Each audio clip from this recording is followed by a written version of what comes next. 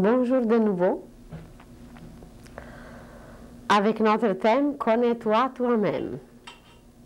Nous arrivons à une conclusion que si l'homme se connaissait aujourd'hui, qu'il pourrait arranger la vie sur la terre d'une façon merveilleuse. Et c'est seulement la connaissance des lois naturelles, qu'on appelle aujourd'hui universelles, qui ont une correspondance absolue dans l'homme, qui se reflètent dans l'homme et qui régissent sa vie.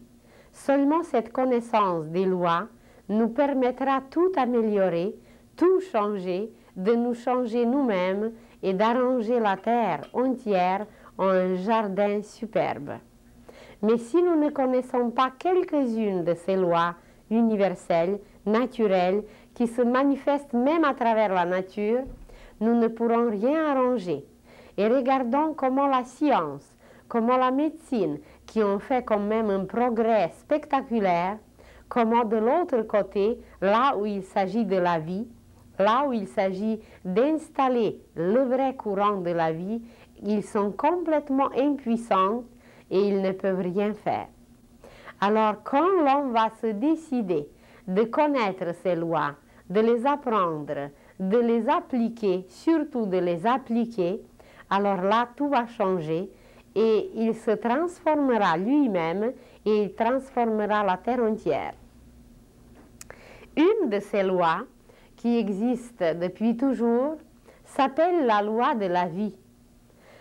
D'après cette loi de la vie, l'âme, qui est la détentrice de la vie même, d'un courant de la vie, elle se tisse les corps, elle se tisse les vêtements, et à travers ces vêtements, elle va expérimenter dans l'école de la matière. Et en sachant qu'à travers ces vêtements, qu'à travers nos corps, c'est l'âme qui se manifeste, c'est l'âme qu'il faut respecter, c'est l'âme qui est celle qui connaît tout, en sachant seulement cela, nous allons nous opposer beaucoup moins. Nous allons nous révolter beaucoup moins, car nous allons nous dire, elle, la sage, elle sait mieux que nous quoi faire. C'est elle qui a tout choisi et c'est elle qui sait qu'est-ce que nous devons apprendre et surtout de quelle façon. Parce que souvent, nous voulons apprendre, mais nous voulons entretenir les anciennes façons, les anciennes méthodes qui ne sont plus valables pour nous aujourd'hui. Alors, en respectant seulement la loi de la vie, l'homme pourra tout transformer. Regardez comment se comporte aujourd'hui la mer. Évidemment et heureusement, pas toutes les mers. Mais il y avait toute une vague où la mère, la jeune mère, refusait de nourrir son enfant. La nature n'a jamais vu ça. Si vous regardez les animaux, comment une mère animale s'occupe de sa progéniture, mais c'est extraordinaire. Elle ne permet à personne de toucher son enfant. Et évidemment, le nourrir, c'est l'essentiel, jusqu'à ce que l'enfant va devenir autonome. Et comment se fait-il que dans notre stupidité, que dans notre ignorance, que dans notre obscurité, une mère humaine refuse de nourrir son bébé? Évidemment, s'il y a une cause qu'elle est malade ou s'il y a une cause grave, c'est autre chose. Mais seulement le fait de refuser de nourrir son enfant, elle n'a aucune idée de quoi elle le prive. Pour toute sa vie, l'enfant pourra souffrir à cause de ce refus. Parce que la première des choses que l'enfant reçoit, c'est l'amour de la terre. Il va se sentir bien sur la terre s'il a bu l'eau, ça veut dire le jus, le lait de sa mère. Il va être bien partout, il va s'adapter facilement à tout, mais si on lui a refusé, et par quelle raison? Moi, je suis sûre et certaine qu'aucune mère n'a une raison valable de refuser le lait à son enfant. Ça, c'est un aspect. Maintenant, si vous regardez comment nous sommes prêts à accueillir la vie. Qu'est-ce que ça veut dire accueillir la vie? Ça veut dire accueillir une âme qui a décidé de descendre dans cette école de la matière et d'y évoluer. D'où est-ce que ça vient? D'où est-ce que la femme a inventé de refuser une âme? C'est absolument contre la nature de refuser une âme, de ne pas lui donner la possibilité d'évoluer. C'est contre toutes les lois de l'amour. Et nous, dans notre monde civilisé, la première des choses que la femme se détruit par les pilules anticonceptionnelles, déjà la science commence à découvrir qu'est-ce que ça dérange, qu'est-ce que ça bloque, qu'est-ce que ça détruit dans le corps de la femme. Et vous pouvez regarder les statistiques, mais elles ne sont pas permises pour tout le monde. Ils ne montrent pas les statistiques à tout le monde, comment le corps de la femme se détruit seulement par cette introduction chimique dans son organisme. Et maintenant, déjà quand l'enfant est en train de bâtir son corps, quand l'âme a préparé déjà le corps mental, quand l'âme a préparé déjà le corps sentimental, quand l'âme a préparé déjà le moule éthérique avec les forces dedans, et quand elle a déjà déposé ce moule dans l'utérus de la mère tout d'un coup, par quelle raison, ça c'est à analyser dans chaque cas, la mère tout d'un coup refuse cette âme et elle veut l'expulser. Mais quel amour cette femme est capable de donner et à qui si elle n'accepte pas son propre enfant? Et quelle raison elle a pour refuser une âme? Qui lui a donné ce droit de refuser une âme? Et il y a toute la bataille maintenant dans les pays civilisés, ceux qui sont pour l'avortement et ceux qui sont contre l'avortement. Eh bien, ils peuvent se batailler autant qu'ils voudront. Mais ça ne va rien résoudre jusqu'à ce que la femme ne comprendra pas qu'est-ce qu'est la loi de la vie et qu'est-ce qu'est de refuser une âme qui est déjà descendue dans son corps. C'est pas extérieur. L'âme a dû accomplir tout un travail et elle, par une décision stupide, par une décision même pas animale. C'est pire qu'animal parce que les animaux ne le font pas. Si la nature décide, si les seigneurs de la destinée décident de retirer cette âme, ça va se produire naturellement sans provoquer. Mais à quoi on est arrivé? Et on veut maintenant parler de l'amour et on veut maintenant parler de la paix sur la terre. Alors à qui il faut parler avant tout? Aux femmes. Parce que c'est la femme qui possède la clé de la formation de la matière. Et c'est la femme qui va transformer le monde. C'est la femme qui va créer avant tout la 6e race. Et c'est aux femmes qu'il faut parler. Et c'est la femme qui va aussi influencer l'homme. Évidemment, l'homme a sa place, l'homme a son travail de préparer les choses, d'apporter les choses, de féconder la femme, mais pas dans la situation d'aujourd'hui où l'un et l'autre se combattent et où elle refuse la vie. Et ça n'a jamais été vu, ça n'a jamais existé, même pas chez les animaux. Alors où est-ce qu'on est descendu? Dans quelle sorte d'enfer où la femme intelligente, éduquée, évoluée, émancipée refuse la loi de la vie? L'âme qui est déjà qui a placé déjà ses tissus subtils dans son corps, elle refuse de tisser.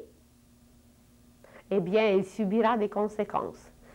J'en connais déjà des cas où les conséquences sont catastrophiques. Et toutes celles qui continuent dans cette direction, elles subiront des conséquences. Mais pour transformer l'humanité, on va s'adresser à l'âme. Avant tout, à l'âme qui va descendre sur la terre et à celle qui est déjà sur la terre, c'est la femme. C'est la femme qui accueille l'âme. Il y a quelques mois, j'ai donné une conférence aux sages-femmes du Québec. Et j'étais stupéfaite que combien parmi ces femmes n'acceptent pas l'âme. Comment voulez-vous d'accomplir un travail de sage-femme si déjà la sage-femme qui doit préparer d'autres femmes, elle ne veut rien savoir que l'âme existe, parce que ça les dérange dans leur travail, il y a quelque chose qui ne marche pas dans leur mental. Eh bien, ce ne seront pas les sages femmes, ce seront les stupides femmes. Excusez-moi, mais c'est le mot. Jusqu'à ce que l'âme ne sera pas admise dans notre mentalité, on n'acceptera jamais ces lois de vie. Et on va dégringoler et on va mener l'humanité vers l'extermination et on va mettre au monde des monstres. Si vous voyez les statistiques, combien d'êtres mal formés, combien d'êtres anormaux naissent sur la terre, eh bien, qui les met au monde? Eh bien, c'est la femme. Vous allez dire que je suis moi-même une femme et que j'accuse les femmes. Non, je les adore, les femmes. Je veux seulement qu'elles soient conscientes qu'elles possèdent une clé. Et qu'avec cette clé, elles sont capables de transformer tout. Et que nous aurons bientôt sur la terre, partout dans tous les pays, des écoles qui n'ont jamais existé auparavant. Et c'est la femme qui occupera le rôle principal dans ces écoles, même si les directeurs peuvent être les hommes, évidemment. Ils vont les bâtir, ils vont faire l'ambiance. Mais le rôle principal de la femme sera enseigner comment la vie descend sur la terre, comment la vie doit être accueillie, comment la vie doit être formée, modélée par la femme. Parce que même si l'homme transmet la vie, même si l'homme féconde la femme, ce n'est pas lui qui forme le corps, c'est la femme. Et j'aimerais seulement qu'elle en prenne conscience et qu'elle sache qu'elle possède un moyen le plus puissant dans l'univers, c'est la clé de former un être humain. Mais elle n'est même pas consciente de quelle richesse il s'agit, de quelle valeur il s'agit et qu'elle a dans ses mains, dans son corps. Alors nous aurons ces écoles. Et dans ces écoles, il y aura une éducation spéciale. Vous allez dire, on a déjà des écoles et c'est partout l'éducation. Ça c'est vrai, on a beaucoup d'écoles, mais on n'a pas d'éducation. On a l'instruction, mais ce n'est pas l'éducation. On instruit énormément et on sait énormément, mais on n'applique rien et on n'améliore rien. Mais ce qu'on apprendra, c'est que la femme, par son exemple, elle va non seulement éduquer les enfants qui sont déjà là, les enfants qui arrivent à l'âge scolaire. Ça, c'est déjà trop tard de commencer l'éducation avec des enfants de 7, de 6, de 8 ans. Ce que la femme va faire, c'est qu'on va installer pour les femmes des institutions, des écoles de l'éducation prénatale. Car c'est avant la naissance que la femme va commencer cet enseignement à introduire et à collaborer avec l'âme de bébé. Et elle va aider l'âme de bâtir le corps mental. Elle va aider l'âme de bâtir le corps sentimental et elle va faire naître ainsi les êtres lumineux, les génies, les saints, les initiés et les maîtres. Ceux qui connaissent les œuvres d'Abraham Mikhaël Ivanov, lisez le tome 2 qui s'appelle L'alchimie spirituelle et dans ce tome, on parle de la galvanoplastie spirituelle. Et c'est cette galvanoplastie spirituelle qui est liée à l'éducation prénatale qui va être installée partout dans le monde. Personne n'a jamais vu des écoles pareilles, où les jeunes filles et les jeunes garçons, et par la suite les jeunes mères, les jeunes couples, se prépareront pour accueillir la vie. On leur enseignera qu'est-ce qu'est la vie, quelle est la loi de la vie et comment accueillir la vie. Et seulement quand on va apprendre l'attitude sacrée, l'attitude correcte pour accueillir la vie, que la femme va devenir celle qui va mettre au monde les Christ, celle qui va mettre au monde les fils de Dieu.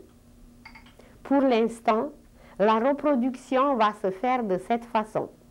À l'ancienne, si vous voulez, seulement sans douleur.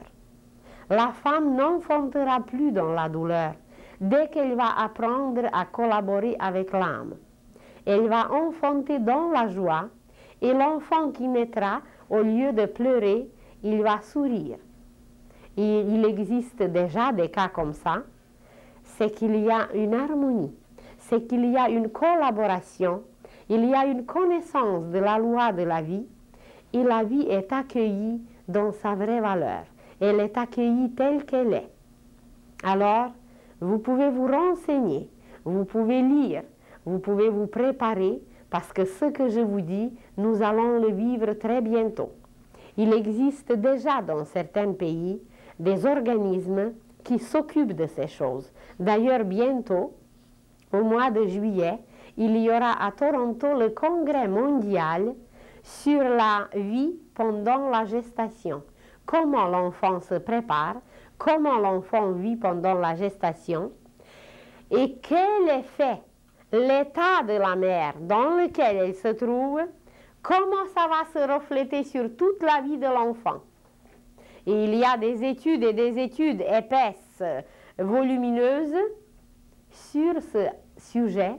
Partout dans les pays, il y a en France, il y a au Japon, il y a en Californie, il y a au Canada. Partout déjà les études se font et les scientifiques s'aperçoivent que l'état de la mère pendant la gestation joue un rôle primordial. Ça veut dire de quelle façon, de quelle manière elle accueille, elle s'harmonise avec cette vie qu'elle porte en elle, que de telle façon, ça va se refléter par la suite. Et que le premier mois de la gestation, ça va se refléter à une telle période de la vie et que chaque mois de la gestation va se refléter par la suite pendant toute la vie de l'être humain qui était porté de cette façon. Et si elle vivait dans la beauté, et si elle vivait dans la musique, et si elle vivait dans une harmonie, et si elle vivait tout dans l'émerveillement et l'enthousiasme, eh bien ça va automatiquement donner un être harmonieux, un être qui voudra réaliser la beauté. Ça va donner un être qui sera automatiquement en harmonie avec l'univers entier et qui va avoir la pensée lumineuse, calme et géniale. C'est déjà prouvé, mais seulement les cas ne sont pas suffisamment nombreux pour les mettre aujourd'hui à travers la télévision. Ça va venir très bientôt. Mais je vous dis, les organismes qui étudient ces choses, et scientifiquement et spirituellement, non seulement d'un côté. Parce que d'un côté, eh bien moi, je vois ici toute une écriture et tout un passé sur ma main. Mais vous ne la voyez pas de l'autre côté. Vous voyez complètement autre chose. Et vous ne me croirez pas. Et c'est ça qui arrive aujourd'hui entre les scientifiques et les religieux, entre les religieux et les artistes, c'est qu'il y a les uns qui regardent d'un côté, mais chaque médaille a deux côtés. Ça veut dire qu'il faut se déplacer et aller voir l'autre côté si nous ne savons pas tourner la médaille. Alors, les écoles de l'éducation prénatale, les écoles de galvanoplastie spirituelle se préparent déjà sur la terre.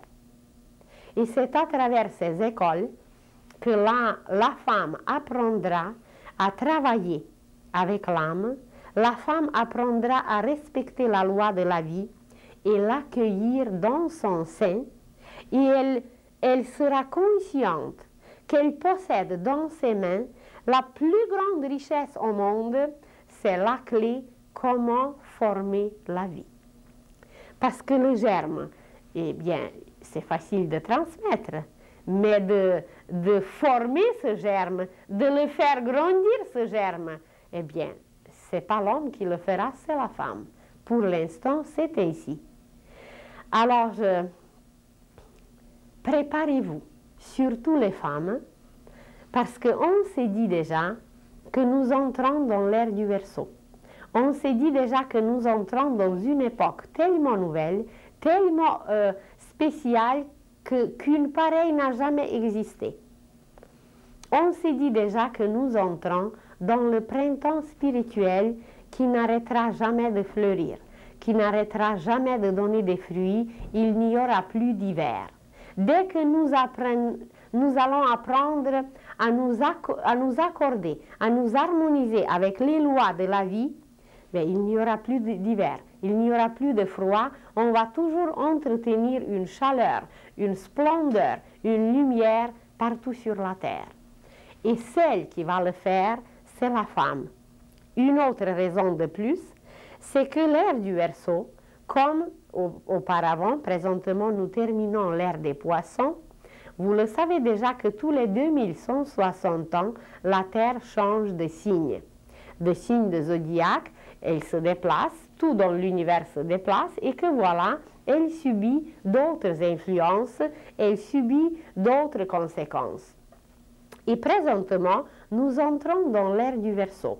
C'est une époque complètement influencée par d'autres planètes, par d'autres puissances, par d'autres courants, mais chaque signe du zodiaque terrestre, chaque signe de la Terre, ça veut dire qu'elle traverse un signe pendant 2160 ans, chacun de ces signes est partagé en lui-même à 3 parties.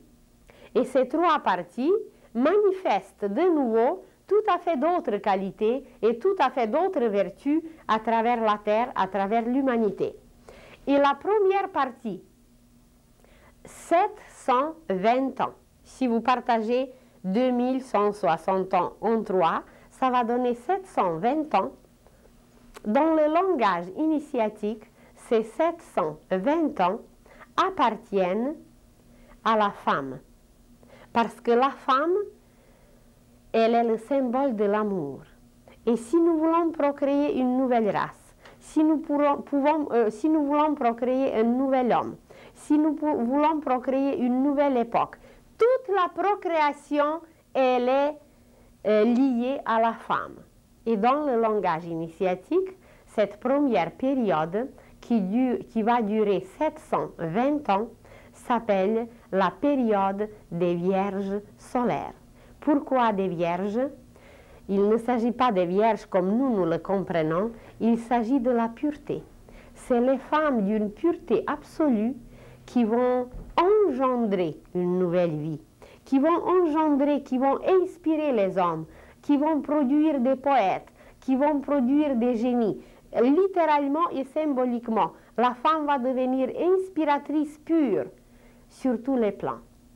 Alors, elle mettra au monde des enfants purs, elle va inspirer par ses pensées pures des poètes, des scientifiques, des religieux, et c'est cette virginité qui est autrement la pureté, qui va régner partout. Et la femme, par sa pureté, va tout éclairer et tout transformer.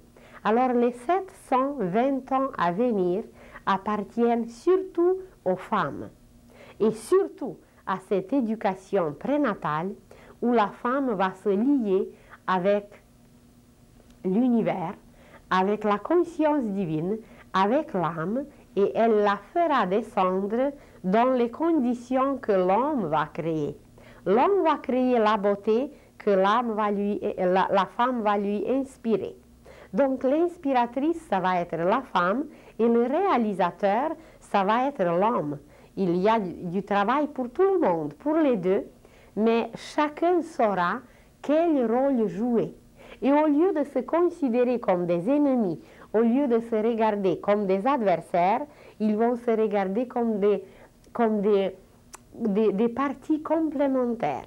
Et dans cette complémentarité harmonieuse, on va réaliser des merveilles. Vous dites, oui, et qu'est-ce qu'il va arriver après 720 ans? La période qui vient après s'appelle la période des fils de la sagesse. C'est la femme qui va les créer, tous ces génies, tous ces saints, tous ces initiés et maîtres qu'elle va mettre au monde, évidemment qu'ils apporteront plus tard cette période qui va s'appeler la période des fils de la sagesse. Et la troisième partie, les troisièmes 720 ans, s'appelle les fils, c'est la période des fils de la vérité. Et présentement, nous terminons l'ère des poissons Et cette troisième période de l'ère des poissons, c'est les fils de la vérité. Ils ne sont pas nombreux, évidemment, mais il y en a. Et c'est ces fils de la vérité qui apporteront la lumière pour tous les humains, même s'ils ne sont pas nombreux. Ils sont placés là où il faut et ils parleront au bon moment. Et c'est ces fils de la vérité qui vont faire tomber automatiquement, tous les fils du mensonge vont s'exclure par eux-mêmes. Parce qu'ils ne pourront pas supporter cette lumière, ils ne pourront pas supporter le taux vibratoire extrêmement élevé de la vérité et ils vont se dissoudre. Les uns seront malades, les autres vont périr dans les catastrophes, les troisièmes vont se suicider. Dans la loi de la vie, c'est comme ça, c'est que les parasites vont mourir par eux-mêmes. Et les fils du mal, c'est des parasites de la vie. Parce qu'ils n'entretiennent pas la vie, ils la détruisent. Et voilà, nous serons les témoins comment les parasites humains, comment les destructeurs humains vont disparaître. Ce n'est pas qu'on leur souhaite, il faut les aider. Pendant qu'ils sont là, il faut les aider, il faut les éclairer, il faut leur envoyer beaucoup d'amour et beaucoup de lumière, mais c'est eux qui ne les acceptent pas. Ils ne veulent pas aimer, ils ne veulent pas être aimés, ils ne veulent pas la lumière et ils ne veulent pas être éclairés. Alors, même si on les adore, même si on les considère comme des enfants désobéissants, eh bien, il n'y aura rien à faire.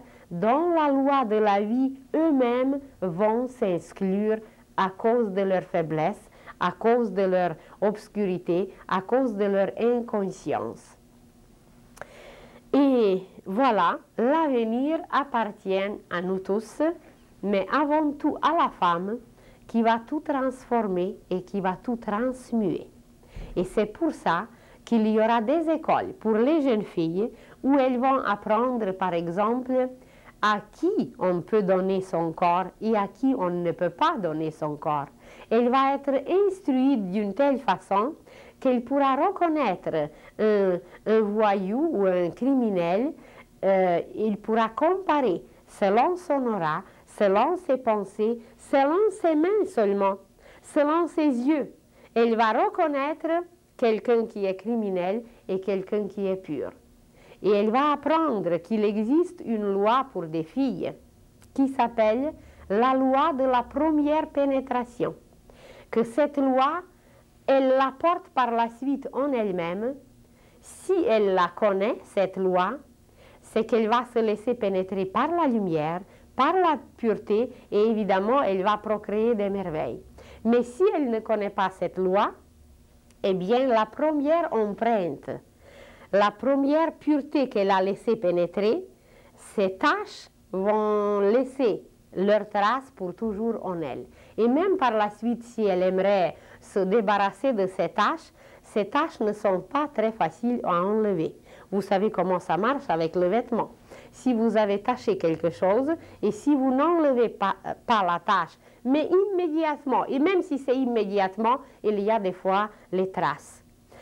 Alors, les filles, avant tout, avant de devenir des mères, avant de vouloir transmettre la vie, former la vie, les filles vont apprendre certaines lois, certains comportements, comment se comporter envers un garçon, qu'est-ce qu'il y a à recevoir, qu'est-ce qu'elle a à lui donner, et à travers ces échanges divins, eh bien la fille va s'épanouir et elle mettra au monde des divinités.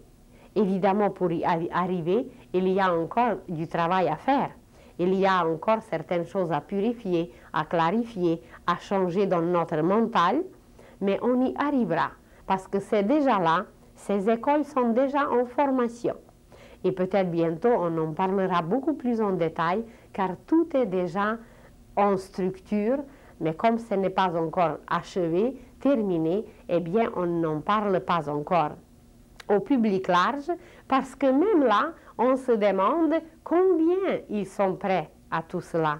Premièrement, la première, par exemple, condition pour ces écoles, c'est qu'il faudrait être végétarien. Vous allez dire pourquoi? Parce que ces écoles sont les écoles de l'amour. Et le carnivorisme nous entretient dans la loi de la violence. Comment voulez-vous aller dans une école de l'amour et qu'est-ce que vous croyez qu'on pourrait apprendre dans une école de l'amour si nos cellules sont imprégnées par la loi de la violence, si nous absorbons la violence, si nous absorbons tous les sentiments que l'animal qu'on a mangé a possédé. Il a possédé la cruauté, il a possédé la peur, il a possédé toute la haine envers les humains qui veulent le tuer. Et nous avons absorbé tout cela. Et comment voulez-vous maintenant apprendre l'amour si on a l'agressivité, la haine, la peur, la cruauté dans nos propres cellules? Alors quand on va les libérer, nos cellules, de tout cela, eh bien dans ce cas, peut-être on sera un peu plus près, on sera un peu plus disposé d'apprendre les choses divines, les connaissances divines dans une école de l'amour. Et par la suite, évidemment, il y aura un travail avec les enfants, même avec les enfants qui sont déjà là. On aura des écoles avec un contenu initiatique.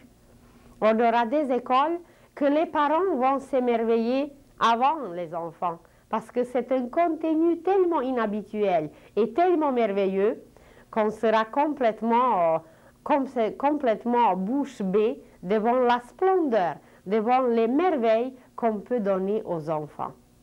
Et je vous le dis, c'est déjà en préparation.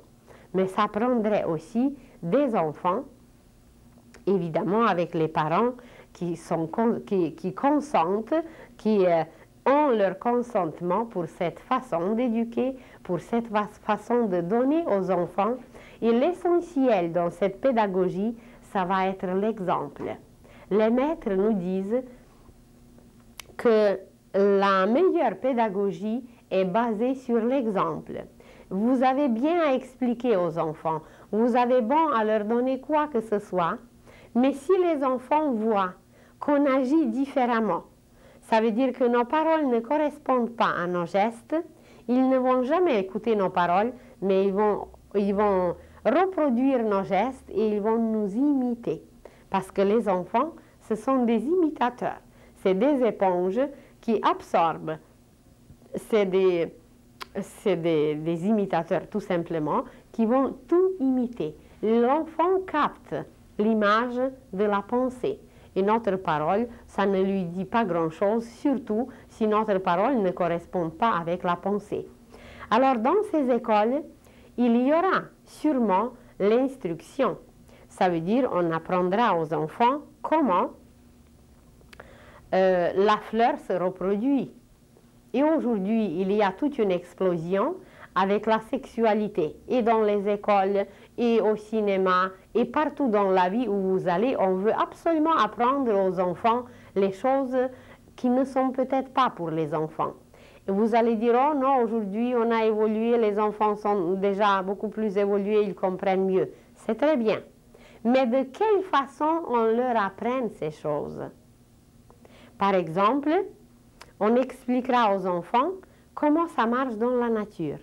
Et l'enfant ne sera jamais repugné, l'enfant ne sera jamais scandalisé, parce que la fleur, c'est les organes sexuels de la plante. Mais on n'apprend pas aux enfants aujourd'hui d'admirer cette merveille. C'est toute une merveille, une rose. Et tout ce que la plante donne à travers sa fleur, mais c'est la reproduction, elle se reproduit à travers. Mais on n'a pas trouvé encore cette comparaison. On n'apprend pas aux enfants selon la nature, comment ça marche dans la nature. Et alors, avec une toute petite connaissance de la nature, on pourra apprendre aux enfants les plus grandes lois de la vie. Mais ça va être le contenu des écoles futures. Qu'est-ce qu'on apprend aux enfants aujourd'hui? Eh bien, comment se tuer, comment manipuler avec des pistolets, avec des armes. Ça fait pas longtemps, je vous ai raconté l'exemple qu'il y avait une boîte pour les cadeaux avant Noël ici à Grimby, il y a 1 an et demi. Et je m'approche de la boîte, j'étais tout émerveillée que quelle idée d'aider les enfants pauvres. C'était marqué et je regarde dans la boîte un seul pistolet comme jouet. Alors voilà avec quoi on veut éduquer les enfants et qu'est-ce qu'on veut leur apprendre. Donc la 6e race, l'humanité future, dépendra de nous, mais surtout de la femme. Et le rôle de la femme est immense. Et avant qu'elle apprenne toutes ces lois naturelles, toutes ces lois universelles, elle apprendra à se connaître elle-même. Elle apprendra pourquoi elle est liée à la Lune. Elle apprendra comment elle est liée à la Lune. Et qu'elle-même intérieurement passe par ses lunes intérieures. Et que son mois, le mois de la femme, le mois M-O-I-S, comme on a 12 mois de l'année, le mois lunaire de la femme est partagé en 4 saisons, exactement comme nous vivons 4 saisons dans la nature.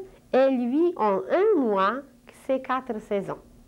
Et pendant le premier mois, la femme, elle est toute épanouie, elle est toute bien. Quand l'ovule est en formation, quand la vie se forme en elle, quand la vie bourgeonne en elle, eh bien, elle vit son printemps. Et vous allez voir la femme toute émerveillée, la femme toute resplendissante, qui est exactement comparable au printemps.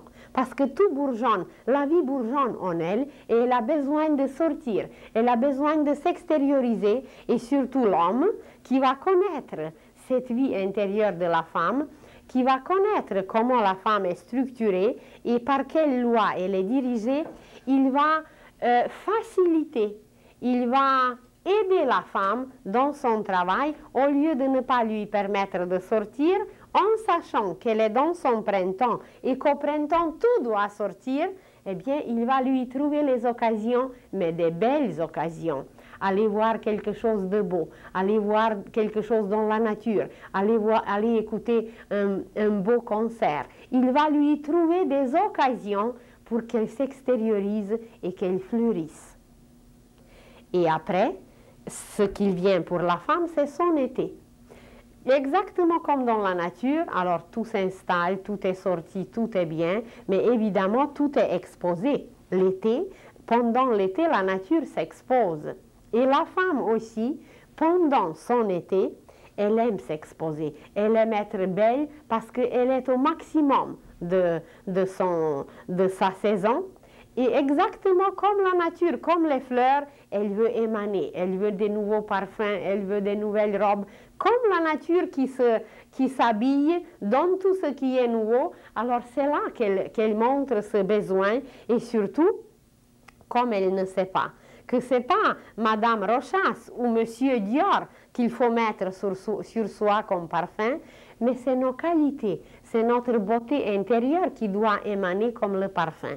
Mais comme elle ne le sait pas, elle va encore dépenser des sommes considérables pour s'embellir, pour se parfumer par des affaires qui ne durent pas longtemps. Mais si elle cultive une vertu, si elle cultive une finesse, une douceur, quelque chose de très beau qui lui reste pour toujours, eh bien son parfum intérieur va être là constamment. Et nous allons acquérir notre parfum intérieur. Et c'est pour ça que nous passons par notre été pour acquérir nos parfums. Et que voilà, l'ovule est formé, elle est prête à recevoir la vie. Ça veut dire que la femme a passé son point culminant, elle a passé par son été, et si l'ovule a rencontré une autre particule de la vie, là tout est bien, c'est la gestation qui commence. Mais supposez que l'ovule n'a pas rencontré cette autre particule et que la femme ne peut pas faire son travail naturel, ça veut dire former un enfant. Alors qu'est-ce qu'il arrive dans son corps, dans toutes ses fibres, dans toutes ses cellules? Ce qui va arriver, c'est que c'est un découragement. Tout en elle est découragé parce que l'ovule qui a été formé pour elle, pour rencontrer une autre particule de vie, elle n'a pas accompli sa mission. Et vous savez comment l'ovule voyage, et que voilà, à travers son voyage, la femme qui aime aller regarder les vitrines, voyager un peu, exactement comme la vie en elle se passe, elle n'a pas trouvé une autre particule, et que voilà, tout en elle se décourage, et elle entre intérieurement dans son automne. Dans son automne. Et qu'est-ce qu'il arrive à l'automne?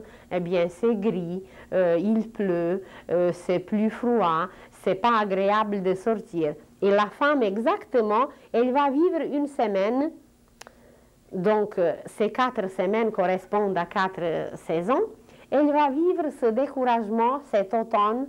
Et si elle a bien passé son printemps et son été, son automne va être beau. Mais vous savez qu'à l'automne, c'est très beau, surtout au Canada, et la nature et la température, c'est très beau. Alors si la femme a vécu harmonieusement, bien, son printemps et son été, c'est que son automne ne va pas être trop douloureux. Ça va être beau. Mais il y aura quand même quelque chose en elle d'inexplicable. Elle ne saura pas d'où tout d'un coup vient une tristesse. Et elle aura besoin d'être consolée.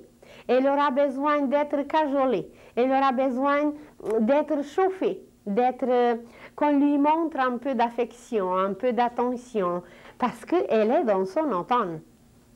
Et que voilà, si son compagnon est suffisamment attentif, s'il sait toutes ces lois, eh bien pour elle, ça va être même agréable de passer son automne. Mais sinon, qu'est-ce qu'il va arriver?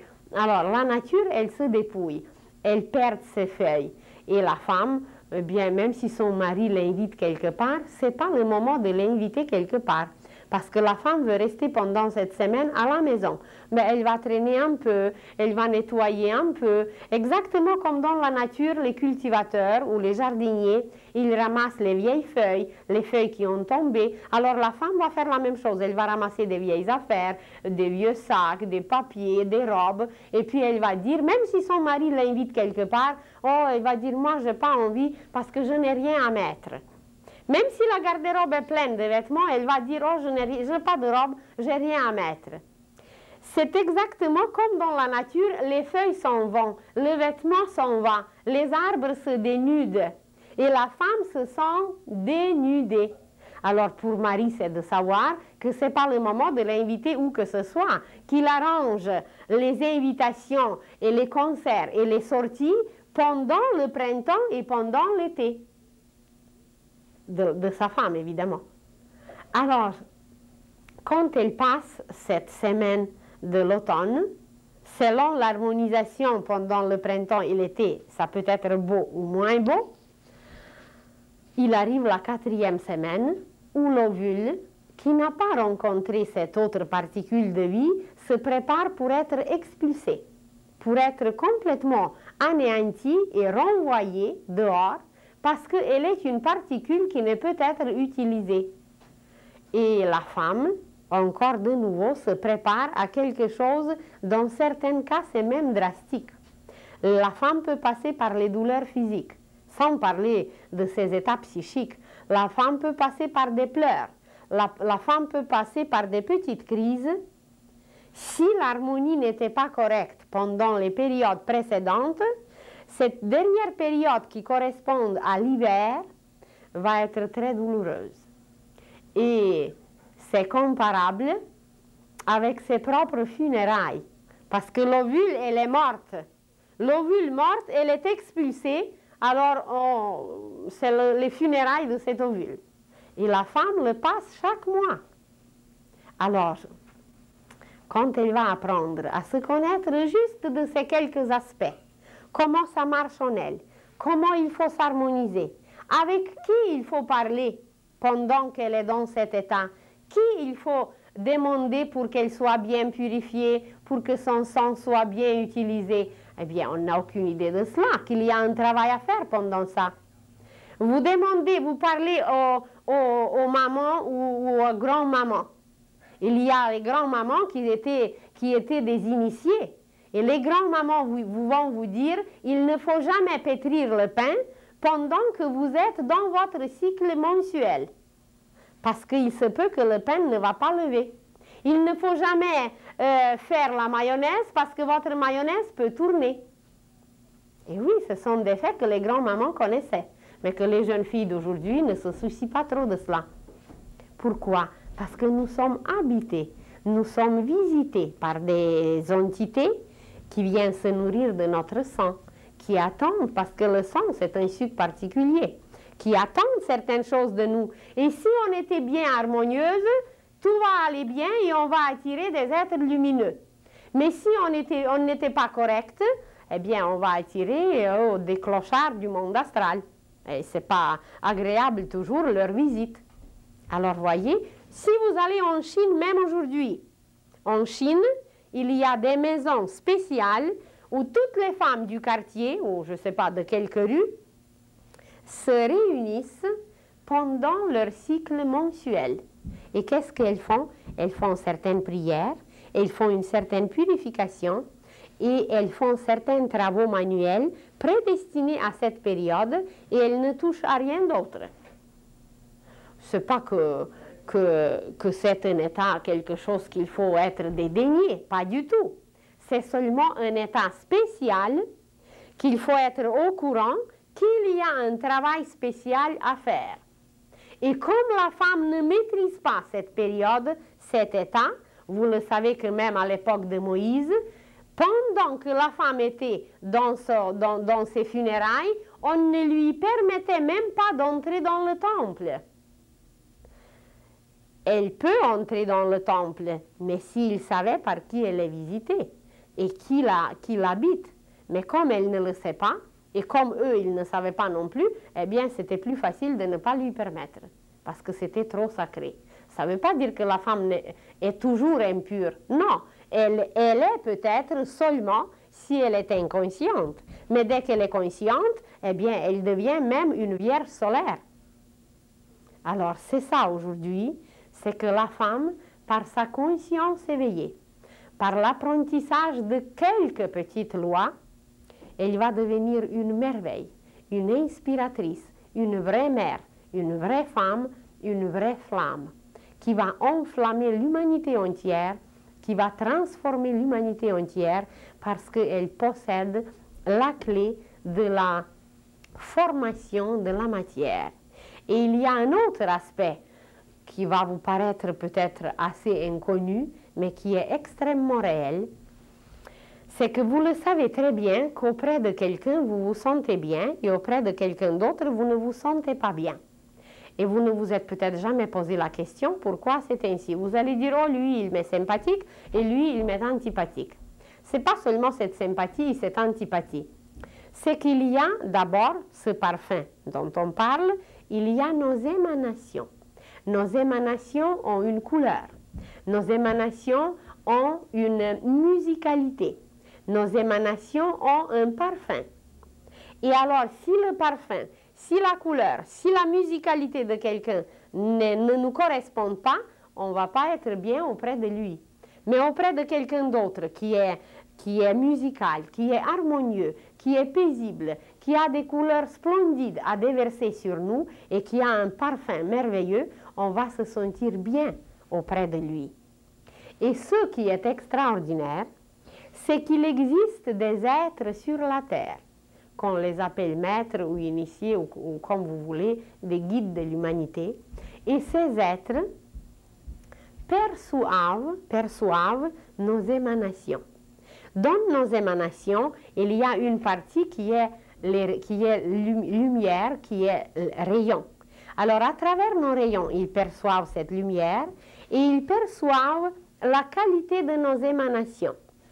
Et alors, ce qu'une femme pure, une vierge solaire, peut émaner, peut émettre, pour eux, ça a une valeur extraordinaire parce que les émanations éthériques de la femme peuvent servir pour former, on en a parlé déjà, que pour former un bébé, ce qui est préparé d'abord, c'est un moule éthérique. Et dans ce moule éthérique, après, on place le bébé et le bébé se forme par la mère. Mais pour préparer le royaume de Dieu sur la terre, qui est un bébé immense de la terre entière, un organisme nouveau, maintenant qui se forme. Mais pour le faire, pour le réaliser, ça prend un moule. Et pour former ce moule, ça prend des émanations pures, des femmes pures, des femmes sincères, des femmes qui sont tout amour. Et alors, dans ce cas, ces guides de l'humanité peuvent nous amener, peuvent amener même les hommes, de réaliser le royaume de Dieu sur la terre. Et si nous ne sommes pas conscientes, si nous vivons dans l'impureté, si nous vivons n'importe comment, dans la haine, dans la jalousie, évidemment que la qualité de notre parfum, la qualité de notre couleur et de notre lumière ne sera pas fameuse. Alors dans ce cas, on reste attaché au passé, on reste attaché à nos souffrances, à nos misères et rien n'avance. Et l'humanité d'aujourd'hui se trouve dans cet état, c'est que rien n'avance parce que nous n'avons pas la moindre notion de l'essentiel qui est la loi de la vie. Alors, souvenez-vous de cela et dites-vous que je suis capable de participer à ce printemps spirituel qui n'arrêtera plus jamais. Je suis pas capable de devenir un jardinier de ce printemps et de participer à la transformation de l'humanité entière. Donc, l'avenir est prodigieux. Je vous dis, on en a peut-être déjà parlé, qu'on n'aura même pas besoin d'électricité. La 6e race n'utilisera pas, bien d'ici quelque temps, elle n'utilisera même pas l'électricité parce qu'elle va tout éclairer par son aura. Vous entrerez quelque part dans une pièce et par notre aura, on va l'éclairer.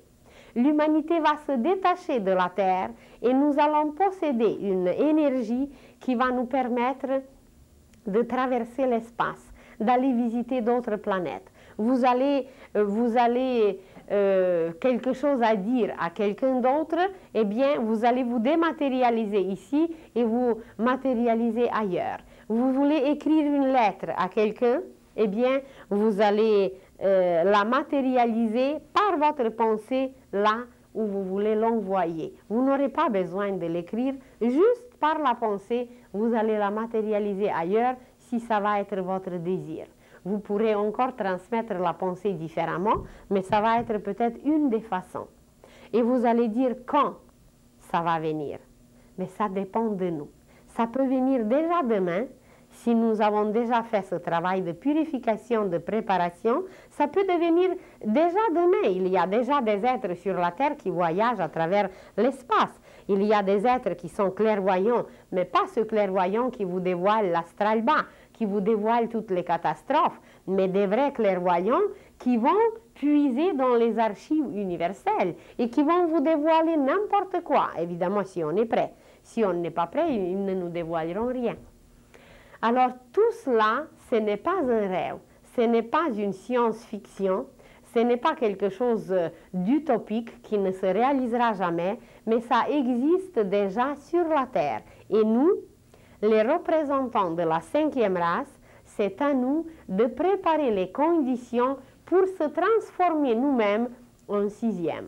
Parce que la 6e race, c'est très facile de les caractériser. La 6e race, c'est celle qui va donner, et la 5e race, c'est celle qui prend. Alors, tournez-vous autour de vous, regardez bien autour de vous, et partout où vous allez trouver quelqu'un qui donne, par la pensée, par l'amour, par le geste, par sa générosité, c'est qu'il est déjà dans la 6e race, au moins en partie. Par le geste de donner, nous entrons, on fait des pas pour entrer dans la 6e race. Et par le geste de prendre, nous restons dans la 5e race. Alors, je vous le répète, l'avenir de l'humanité, il est prodigieux. Il est d'une splendeur et d'une beauté dont on n'a aucune idée.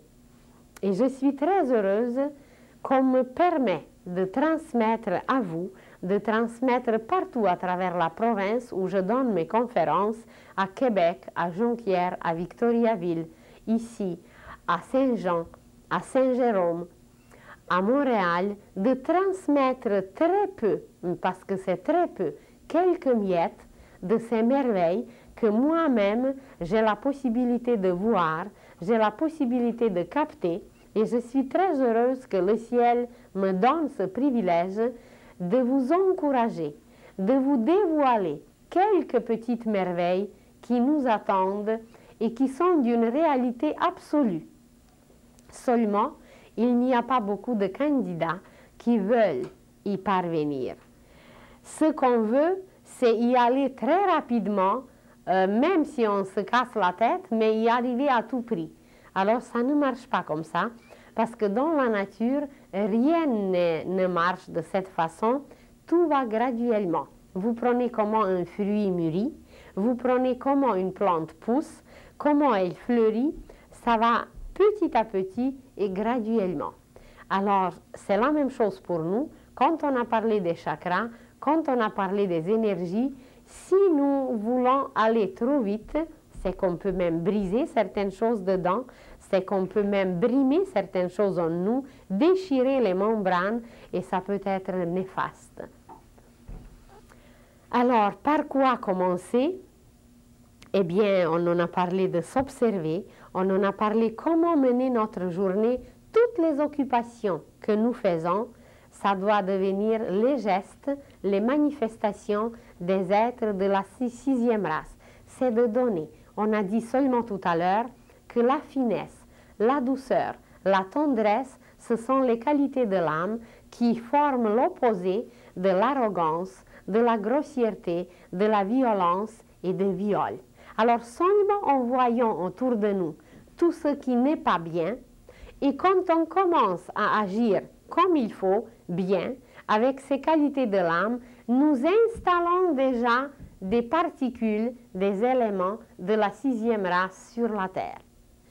Alors tous ceux qui veulent y participer, ils peuvent le faire tout de suite, parce que ce travail est accessible à tout le monde, même s'il y a des choses qu'on ne comprend pas. Je crois qu'on en a déjà parlé. Regardez un enfant, un petit bébé qui est allaité par sa mère. Croyez-vous qu'il comprend comment son sein est composé? Croyez-vous qu'il sait que son sein droit est lié à la voie lactée et son sein gauche à la lune, etc. Il n'a aucune idée. Mais ce n'est pas compréhensible pour lui, mais c'est accessible. Vous voulez vous mettre au soleil, eh bien vous sortez de la cave et vous êtes au soleil.